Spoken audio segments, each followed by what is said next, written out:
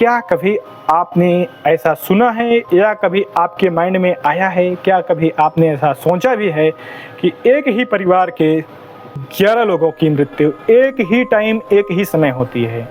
क्या बुराड़ी कांड में कोई अंधविश्वास है या कोई साइंस? डॉक्टर, होम्योपैथिक, वैद्य, कोई भी इसका पता नहीं लगा सका है।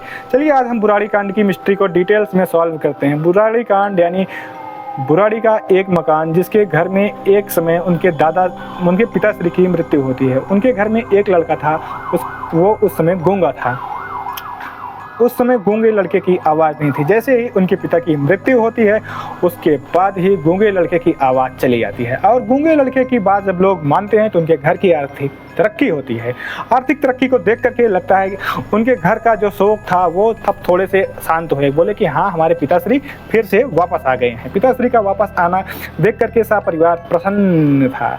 लेकिन देखते देखते समय बदला और समय बदलते बदलते इतना बदल गया कि अपने पिता की बात यानी उस लड़के की बात, जो गूंगा था, उस लड़के की बात वो सब मानते थे। तो उनके परिवार की आर्थिक तरक्की होती थी। उनकी दुकान थी, वो दुकान भी चल गई। अब दुकान चलने के साथ साथ अब उसमें एक मेन पॉइंट आता है कि वो लड़का जो बोलता था वो एक डायरी में नोट होता था। उस दुकान चलने के साथ साथ पूरे घर परिवार में आर्थिक तरक्की आई। तरक्की आने के साथ साथ वो देख रहे थे कि अगर इसकी बात मानते हैं या उनको अपना पिता मानने लगे थे धीरे धीरे कि यानी जो हमारे पिता की श्री की डेथ हुई थी वो अब जिंदा आ गए हैं इस लड़के के रूप में। ठीक है, सब कुछ मानते थे। लेकिन समय बदलता गया है। साल सन 2018 की वो काली रात जिसमें पूरे घर में 11 लोग थे। 11 लोगों की एक साथ मृत्यु होती है। पूरे 15 साल से लेकर के 75 साल की उम्र के लोगों की एक साथ मृत्यु होती है। उसमें कई सारे पढ़े लिखे स्टूडेंट भी थे जो 15 साल से लेकर के 18 साल के बीच में थे, यानी हाई स्कूल इंटर में वो इस समय रहे होंगे। वो सारी दुनिया को समझते हैं। साल 2018 अभी बहुत दिन नहीं बीता है। आज इस समय है 2026।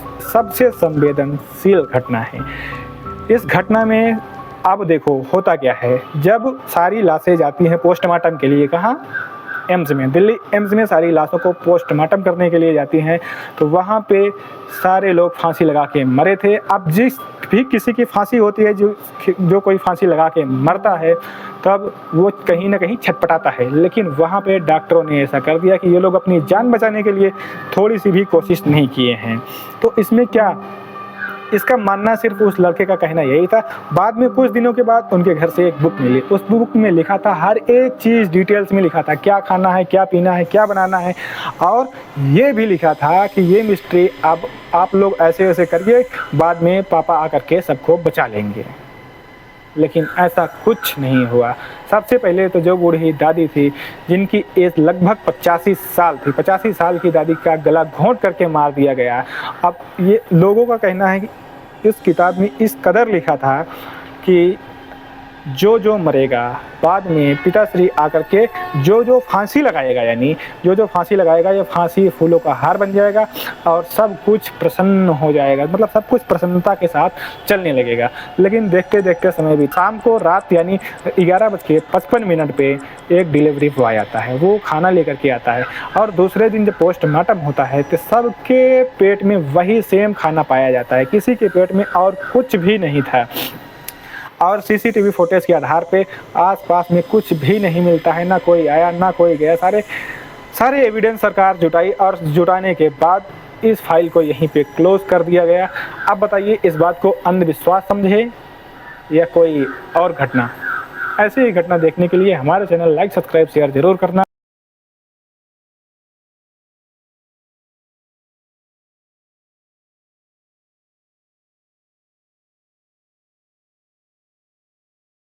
ऐसे ही घटना देखने के लिए हमारे चैनल सब्सक्राइब जरूर करें।